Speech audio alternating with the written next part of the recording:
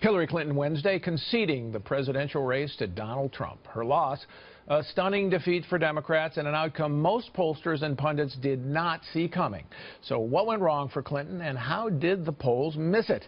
Doug Schoen is a Democratic pollster and Fox News contributor. So, Doug, was this a personal defeat for Mrs. Clinton, or was this something larger for the Democratic Party? I think it was both. It was certainly a defeat for Secretary Clinton. She was seen to have an unenthusiastic base of support that never got over 50% and ended up around 47, 48%.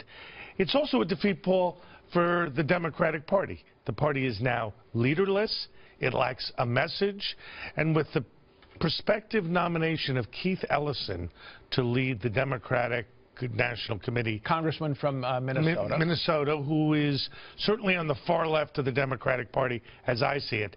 That is a direction that is, I think, antithetical to the way the electorate voted this Tuesday. But the Democratic Party, a lot of them people are blaming Secretary Clinton. They're saying, you know, the mistake was you went with somebody who was old, let's face it. A lot of Democrats are saying that. Uninspiring, not charismatic. Right.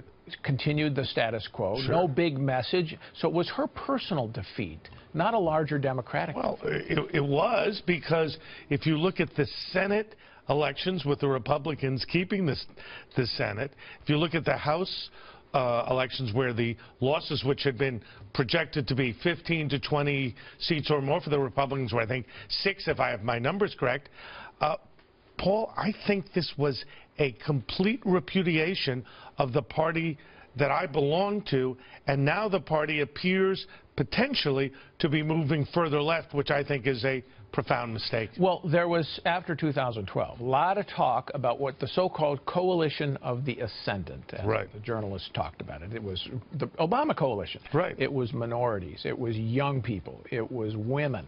That this was the demographic future for America, and therefore a permanent majority, more or less, as permanent as things get in politics, for Democrats. What happened? The coalition of the ascendant kind of vanished. Well, was it a personal coalition for Obama, principally? I think it was a personal coalition for Obama. The other side of it is what got me interested in the Democratic Party was that it was an inclusive party that stood for a social safety net and a strong assertion of American values overseas. That's largely gone. It is now a party of redistribution and, frankly, retrenchment. Paul, I see the Democratic Party as really now, as I suggested, leaderless and looking for a message while it lurches left. So you're saying that that coalition just couldn't sustain itself without President Obama at the top of the ticket? Precisely so. And white working-class voters, which flocked to Donald Trump, are an essential part of that coalition, was part of the coalition when I worked for Bill Clinton, and was absent for the Democrats Tuesday. So, and how much of it was economically based? I think the movement against Hillary Clinton and against Barack Obama was economically based, because that white working class has seen no income increase. Precisely. Wage stagnation, underemployment, some increase in unemployment, but the larger American dream is largely gone for them. Their kids aren't going to do better than them.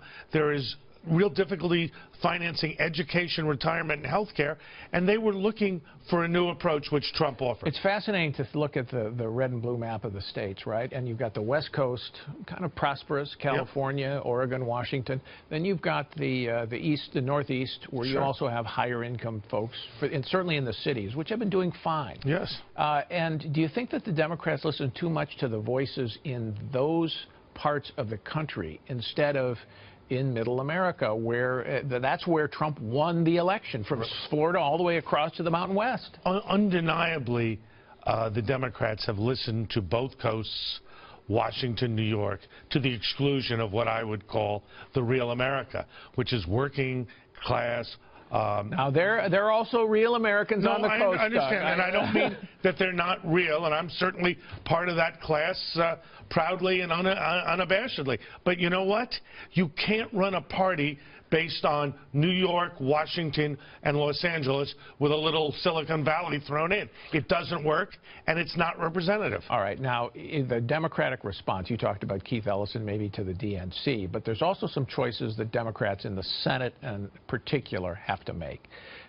Some people will want to say, let's do to President Trump what Republicans did to President Obama in 2010. Reject, reject, reject, and we'll have a big wave election. Smart? I don't think so. I think Democrats have to be true to their values, but support things like a big infrastructure program. I don't think that the Democrats can succeed by just saying no to Donald Trump, particularly where there's going to be a fix or a replacement of Obamacare. For the Democrats just to say no is to potentially abrogate all responsibility and all influence in the country. So do a big tax reform for infrastructure deal and help them fix Obamacare. Right, but do things that Trump has said that he likes that Democrats want, like getting rid of carried interest. Okay, all right. Thank you, Doug Schoen. Thank you, Paul. Thank you for being here.